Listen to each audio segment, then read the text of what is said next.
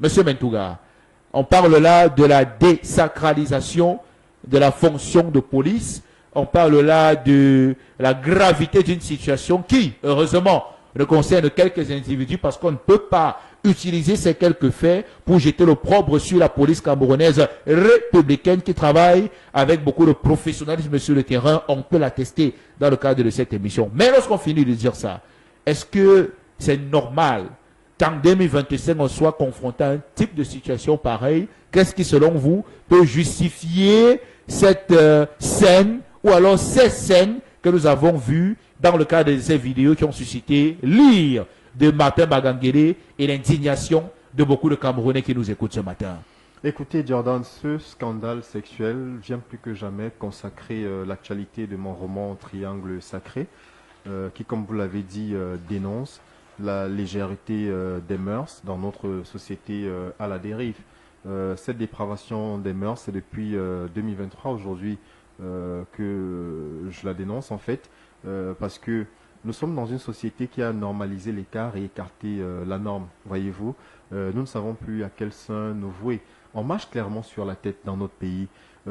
Comment comprendre que ce malsain plaisir que les uns et les autres ont à filmer leurs ébats sexuels, qui plus est dans des bureaux administratifs, voyez-vous, des personnes qui marchent au budget de l'État, c'est-à-dire c'est notre argent, c'est-à-dire aux frais du contribuable, malheureusement, tandis que nous dans les rues, dans nos quartiers, nous avons du mal parfois à profiter des interventions des forces de sécurité, peut-être pas pour des raisons de sous-effectifs, parfois parce qu'il n'y a pas de carburant, mais que nous découvrions en fait ce qui s'est fait dans les bureaux. Déjà, pour un corps qui, pour beaucoup, pas beaucoup, est taxé de corps le plus corrompu du Cameroun, je crois qu'un scandale comme celui-ci vient faire tache d'huile.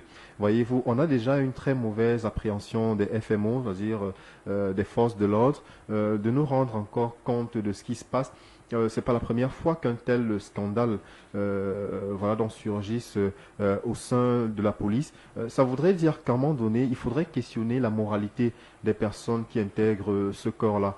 Voyez-vous, on a le sentiment qu'au Cameroun, c'est la conséquence même du favoritisme, hein, du népotisme, où parfois des gens se retrouvent à être recrutés sans avoir besoin de passer des concours. Moi, j'en connais. Hein. Vous vous souvenez de la jeune demoiselle, vous vous souvenez de la jeune demoiselle qui avait été retenue dans la police, qui d'ailleurs est de mon quartier, hein, voilà, un quartier où moi j'ai grandi, qui n'avait pas concouru, mais dont le nom s'était retrouvé sur la liste finale des candidats retenus. Comment ça, monsieur Mentouga? On réussit au concours au Cameroun sans composer? Puisque si on vous sort la liste des candidats et que vous retrouvez lorsque vous avez la liste des admissibilités, vous retrouvez un nom qui n'était pas là au départ, à un moment donné, il faudrait s'interroger. On n'est pas très loin de cette commune où on avait 750 candidats au certificat d'études primaires et puis 900, un peu plus de 900 qui ont été Donc vous dites qu'il y a des personnes qui, dans certains concours au Cameroun, on ne voit pas le nom sur la liste des candidats admis à composer. Mais quand les résultats sortent, on voit le nom sur ça. Je dis simplement que la méritocratie au Cameroun a été sacrifiée sur l'autel du népotisme et du favoritisme, parce qu'effectivement, beaucoup aujourd'hui, sans avoir besoin de compétir, même ceux qui vont compétir des fois, se retrouvent à être retenus. Maintenant, le rapport avec les vidéos d'orgie qui sont publiées sur la toile. Le rapport est tout à fait clair. C'est un problème de mentalité, de moralité. Vous voyez donc, c'est un problème de casting, c'est-à-dire quand vous voyez un haut responsable, vous parlez d'un commissaire divisionnaire 6 étoiles, ceux-là qui sont censés veiller non seulement au maintien de l'ordre, mais à l'application des textes dans notre pays, parce que ce sont des auxiliaires de justice. Dans un pays où l'homosexualité est pénalement condamnable, que nous nous retrouvions avec des forces de l'ordre en pleine action, voyez-vous, en pleine, parce que là on parle de flagrance, c'est-à-dire ce n'est même plus un soupçon. Hein. Les vidéos attestent clairement de ce que voilà, les deux dames qui étaient en pleine action, hein, ça donnait à un acte homosexuel, voyez-vous. Et puis derrière, lorsque je vais apprendre que ce seraient des femmes mariées, j'imagine le monsieur aussi, hein, parce que des rumeurs disent d'ailleurs que les vidéos auraient fuité voilà, par le biais de sa femme qui avait choisi de se venger, ne sachant malheureusement pas que ceci allait porter atteinte, nuire à la carrière de son époux. Mais vous imaginez, et c'est cela que je dénonce également dans Triangle Sacré, ce multipartenariat sexuel qui est devenu la norme aujourd'hui dans notre pays, où des gens ne réservent plus l'exclusivité de leurs sentiments, de leur corps à leur partenaire amoureux et souvent pour de l'argent vont s'adonner à de telles pratiques contre nature. Parce qu'aujourd'hui, ce qui se fait, malheureusement, c'est tombé sur ces trois-là, mais c'est ce qui se fait dans nombre de bureaux aujourd'hui. Combien de patrons aujourd'hui choisissent d'insonoriser leur bureau pour ne pas que peut-être leurs collaborateurs suivent ce qui se fait. C'est vrai ça, monsieur Betouga? Combien aujourd'hui? Oui, mais ce que je vous dis est assez... vous voyez combien de femmes aujourd'hui... On insonorise le bureau oui, parfois, pour le marquer les bruits. Ah bon? Voilà, tout à fait. Moi, je ne savais pas. Hein. Vous vous retrouvez... C'est pas pour les conférences à l'international. Vous savez, il y a le Wi-Fi avec les écrans de contrôle pour parler dans les conférences à l'international. Bon, si ça nécessite qu'on ait un frigo voilà, donc garni d'alcool pour une conférence à l'international, vous comprenez, moi j'en connais même qui vont même jusqu'à mettre des lumières feutrées dans leur bureau, justement pour qu'une fois les collaborateurs partis, qu'ils transforment leur bureau en discothèque. Voilà. Donc moi je dis sincèrement, ce qui se fait, c'est ce que nous déplorons dans tous les bureaux aujourd'hui, dans toutes les sociétés. Vous voyez au jour d'aujourd'hui, par moment, même pour les femmes, parfois pour accéder, ça vaut pour les femmes comme pour les hommes, au jour d'aujourd'hui, même parfois pour avoir un emploi, vous êtes obligé de passer par le labo, comme on a coutume de le dire. Le labo? Voilà, de ramasser le savon pour d'aucuns. C'est malheureusement cela aujourd'hui, voyez-vous, pour pouvoir peut-être accéder à certains postes de responsabilité, des femmes sont obligées de se donner. Le pire, c'est que ce sont des femmes mariées. Voilà pourquoi certains même choisissent de garder leur femme à la maison.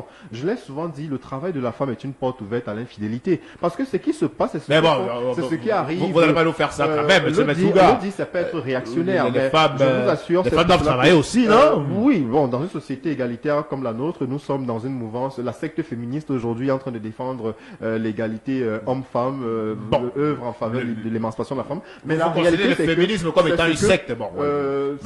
Voilà, c'est un mouvement, c'est pas la secte là-bas quand même, non, boss. Le féminisme est une secte de cruches, voilà, des gris qui malheureusement n'ont pas pu trouver foyer et qui vont se réfugier derrière cette fameuse phrase, le mariage n'est pas une fin en soi. Anyway, moi je dis aujourd'hui, ce qui s'est passé, c'est ce qui arrive à beaucoup de femmes mariées aujourd'hui. Elles sortent de chez eux et puis le soir quand elles vont rentrer, elles n'arrivent plus à assouvir les désirs de leur mari sous prétexte qu'elles sont fatiguées, mais parce qu'elles vont s'adonner à de telles pratiques qui pour de l'argent, qui parfois juste par contrainte, parce que par moment, c'est-à-dire le harcèlement sexuel est un fait aujourd'hui dans notre société, que ce soit dans les partis politiques, que ce soit dans les entreprises, fussent-elles privées ou publiques. Mais là, on a vu que visiblement à travers la vidéo, on n'a pas l'impression que c'était les femmes qui se faisaient harceler, on a plutôt l'impression qu'elles étaient très en forme et qu'elles avaient l'habitude de faire ça. Bon, mais de toutes les manières, je crois que les cris de celles qui se faisaient chevaucher par les talons en fureur,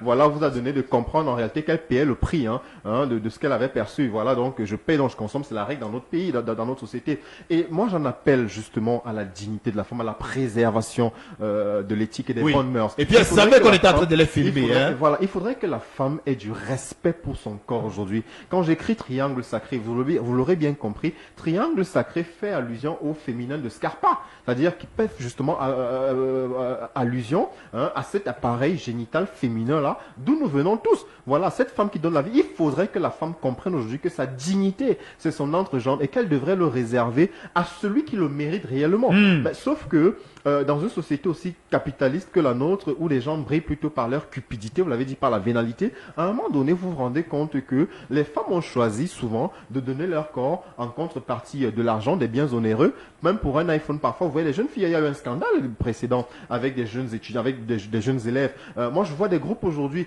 et c'est là où j'interpelle aussi la responsabilité des pouvoirs publics. Voyez-vous, quand vous voyez ce qui se passe sur la toile, on parlait tout récemment du site Jeunolo, mais allez aujourd'hui, vous avez plein d'applications de le site n'est pas fermé, hein. Et vous avez plein d'applications de rencontres. C'est bien là. Voilà. Vous avez plein d'applications de rencontres, plein de réseaux sociaux aujourd'hui où des groupes sont organisés pour des orgies, où des gens vont se retrouver, moyennant une certaine somme. Combien de vidéos fuitent tous les jours? Quand vous allez sur Internet, il n'y a pas que il y a tant et tant de sites qui mettent à nu justement, voilà donc de telles obscénités. Mais l'État ne fait absolument rien. Voyez-vous, il n'y a pas un contrôle. Pourtant, nous avons quand même une agence, voilà donc. Nous avons l'Antique au Cameroun. Il y a le Minpostel qui est là, qui pourrait par exemple œuvrer à la censure de certains contenus, de sorte que non seulement nos enfants soient protégés, protéger, parce que la conséquence derrière, c'est que nos enfants qui sont férus des réseaux sociaux tombent sur de telles vidéos et sont tentés parfois de reproduire ce qu'ils voient, ce qu'ils voient faire. Au jour d'aujourd'hui, c'est devenu, les orgies sont devenues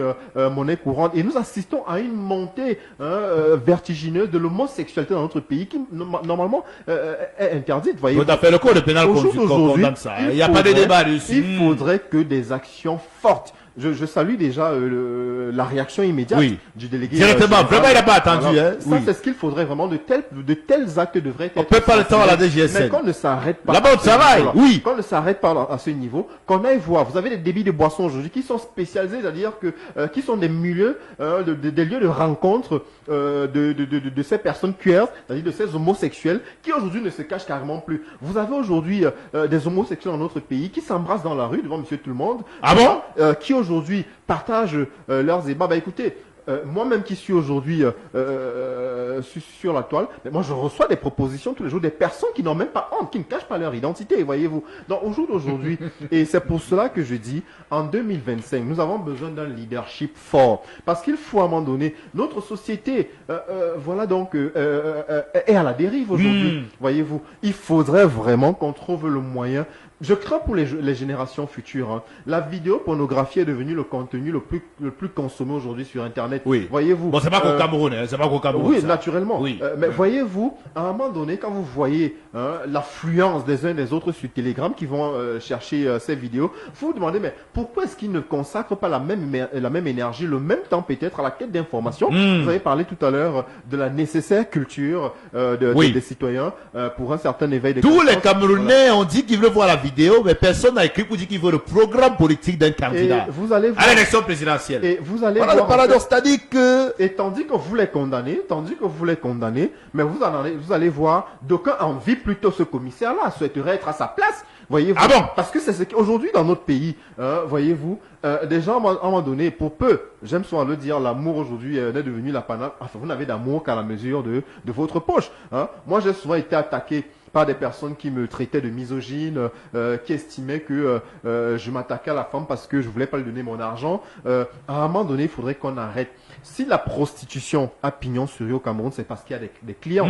Voilà. Donc si aujourd'hui, les hommes sortaient un peu de leur hypogamie, parce que la femme, tandis qu'elle est hypergamique, c'est-à-dire est en quête, va avec celui-là qui peut-être a un certain pouvoir d'achat, appartient à une certaine classe sociale, je vous assure que si les hommes eux aussi arrêtaient de ne se focaliser que sur le postérieur et sur les nichons, je suis certain que certaines femmes auraient mieux à proposer que leur simple corps. Parce qu'au jour d'aujourd'hui, il faudrait qu'en 2025, les fesses et les nichons ne sont pas un argument. Bon, il il faudrait aujourd'hui que les hommes commencent à se se montrent plus sapiosexuels et regardent au comportement de la femme.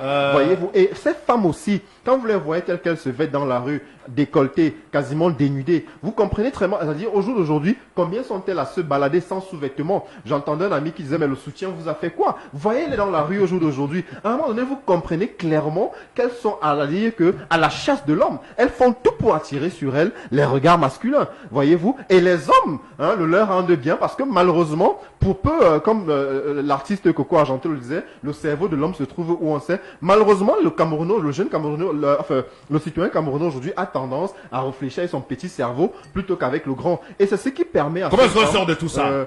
En tout cas, la dernière question, l'émission est terminée. Hein? Comment est-ce qu'on sort de là? C'est-à-dire que on pensait, à travers les vidéos qui avaient été publiées dans une maison, il y a de cela quelques mois à Yaoundé, en pleine année scolaire, venant d'une école, d'un établissement scolaire situé au quartier Odia, dans le 4e arrondissement, que ça n'avait concerné seulement les jeunes. Et puis quelqu'un a dit, à Douala, parfois, il y avait des jeunes qui étaient en train de poser ces actes-là dans certains appartements. Ce sont les policiers qui sont venus les arrêter. Hein.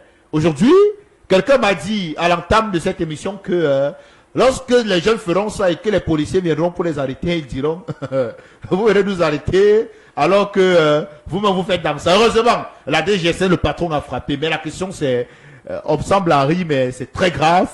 C'est quelque chose qui se passe au Cameroun. Ce que vous dites est scandaleux. Comment est-ce qu'on sort de là? Quand vous me posez la question, comment est-ce qu'on sort de là? Oui. La question est effectivement celle-là. C'est-à-dire, Qui pourra arrêter quand ceux qui sont censés veiller à l'ordre public et au respect des textes eux-mêmes sont plongés? Vous n'avez pas la réponse? Nous avons trois à dire. La réponse est toute simple. Oui. Alors, trois réponses. La première au niveau des familles, la seconde dans la société, et la troisième au niveau des pouvoirs publics. Ok. Au niveau de la famille, il faudrait que les parents qui ont démissionné devant leur rôle régalien d'encadrement et Oui. d'éducation veillent au contrôle de leur progéniture. Parce que lorsque nous nous retrouvons parfois à des heures tardives avec des mineurs dans des débits de boissons, voilà, qui devraient être peut-être devant leur cahier ou être déjà endormis en attendant la journée du lendemain. À un moment donné que les parents nous, à notre époque, on avait un certain couvre-feu. 20 heures ne nous trouvait pas dehors. Oui. Mais aujourd'hui, vous avez des mineurs à 23h minuit au-delà qui passent même des nuits à l'extérieur et le lendemain reviennent sans que leurs parents ne s'en indignent.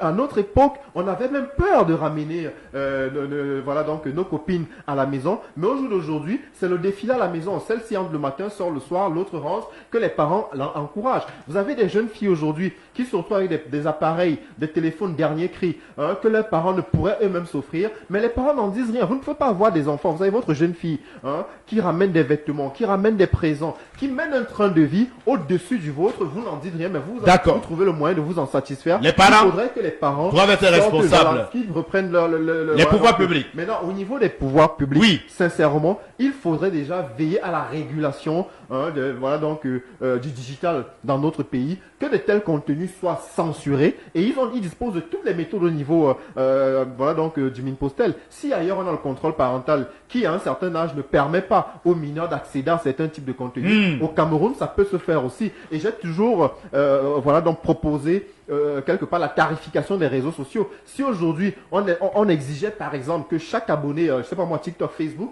paye un abonnement à la fin du mois, peut-être 10, 15, 20 000 francs, oui. je suis certain que vous verriez le nombre de TikTokeuses qui viennent justement se livrer sur la toile diminuer. Et si les pouvoirs publics aussi frappaient sans état d'âme tous ceux qui se rendaient coupables, voilà donc de telles pratiques, parce que la prostitution aussi est condamnée. Quand on a des sites internet où des femmes mettent clairement leur numéro de téléphone, présente voilà donc leur présente le produit si on le dit ainsi, oui. Elle décrit. Il faudrait que les pouvoirs publics frappent à ce niveau. Et maintenant, dans la société générale, il faudrait que les hommes aujourd'hui aient des valeurs autres que celles de la parure extérieure. Et plutôt que de se laisser simplement aller au plaisir, à un moment donné, s'intéresse aux femmes. Parce que pendant qu'il y en a qui se donnent aux hommes pour de l'argent, qui justement se vendent à vil prix, il y en a quand même qui ont encore de la valeur. Et d'ailleurs, ce sont celles-là qui se marient. Vous allez voir aujourd'hui, celles-là qui multiplient des partenaires, font même le tri. À un moment donné, quand demain, elles sont rattrapées par le petit matin, la trentaine révolue, elles vont se réfugier dans les églises de réveil, vont faire des bains mystiques au village. Bains mystiques voilà. Tout à fait, parce que ça veut dire quoi ça, bain sans mystique? comprendre qu'en réalité, c'est le comportement de la femme qui attire l'homme. Le mariage n'est certes pas une fin en soi, mais c'est un accomplissement. Il faudrait donc que ces jeunes femmes qui aujourd'hui vendent leur nudité, pour elles, je suppose qu'elles ont fait une croix sur le mariage, parce que je ne vois pas quel homme, ce qui est mis sur Internet, le reste le demeure à vie.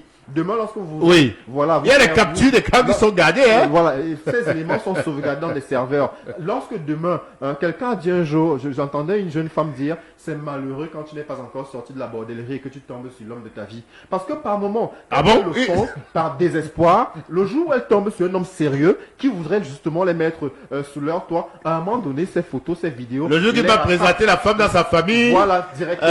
On lui dit, mais monsieur... Ces photos et ces vidéos là, ces vidéos vous êtes trompé. Hein? Donc, à un moment donné aujourd'hui, que les femmes sortent de la part du gain facile et comprennent qu'elles peuvent aussi impacter notre société par un moyen tout autre que celui de leur entrejambe. D'accord. Il y en a une qui me disait, je peux pas mourir pauvre alors que je suis assis sur une marchandise. Voyez à quoi elles se réduisent aujourd'hui. C'est pour cela d'ailleurs que, à un moment donné, vous vous rendez compte, vous avez dit tout à l'heure lorsque je vous parlais de l'intelligence de ces féministes-là. Oui. Parce que le féminisme dans notre société, finalement, n'a pas sa place, voyez-vous. Parce que la femme aujourd'hui a l'impression que l'amour est une prise en charge. C'est-à-dire quand elle va vers un homme, il faudrait que ce dernier puisse subvenir à tous ses besoins. D'accord. Il faudrait justement aux hommes qui voudraient vraiment émerger, qu'ils sortent de ces relations alimentaires-là. Parce que beaucoup de femmes aujourd'hui... Relations alimentaires? Voilà, les femmes aujourd'hui ne sont en quête que de sécurité alimentaire, de logement, et il faudrait qu'elles comprennent... Et vous demandez aux hommes de vous donner l'argent aux femmes, c'est ça? Nous demandons aux hommes aujourd'hui de n'aller qu'avec des femmes qui se respectent, qui respectent pour leur corps, et que des femmes qui, elles aujourd'hui, ont encore du respect pour leur corps, à un moment donné, servent de modèle à d'autres. Nous D'accord, aimerions les merci. femmes. Voilà pour la présidentielle. On a une femme qui est candidate aujourd'hui. Oui. On aimerait aussi voir des femmes sortir D'accord. et nous proposer autre chose Merci. que leur seul corps. Eric Rodriguez Mentuga, voilà.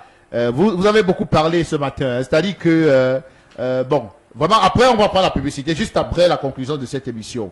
Merci beaucoup d'avoir été avec nous. Voilà, 10 heures passées de 30 minutes. Vous êtes écrivain et entrepreneur, auteur de l'ouvrage Triangle Sacré et de bien d'autres livres encore. Vous êtes un ancien Camerounais de la diaspora. D'accord. Bon, merci beaucoup. L'émission est terminée. Écoutez, tout le plaisir est pour moi, Jordan. Vous m'invitez quand vous le souhaitez, je répondrai toujours présent. Nous sommes là pour apporter notre pierre à l'édifice, n'en déplaise au plus malin. Je suis très souvent critiqué pour mon franc-parler, pour mon malbouche, et on a le sentiment que je sois misogyne, que non.